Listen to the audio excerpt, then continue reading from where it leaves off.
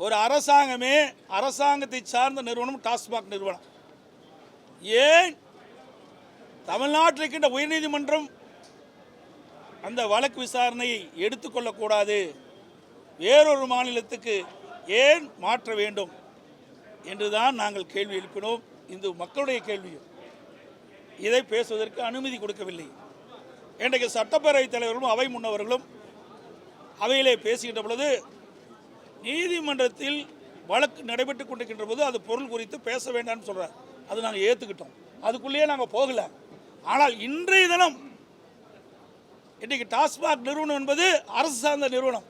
அந்த நிறுவனமே அரசின் சார்பாக உச்சநீதிமன்றத்திலே இந்த அமலாக்கத்துறை சம்பந்தமான வழக்கை தமிழ்நாட்டில் இருக்கின்ற உயர்நீதிமன்றம் நடத்தக்கூடாது, அதற்கு பதிலாக வேறு மாநிலத்துக்கு உயர்நீதிமன்றம் நடத்த வேண்டும் என்று இன்றைக்கி மென்ஷன் செய்து அதைத்தான் நாங்கள் கேட்கின்றோம்.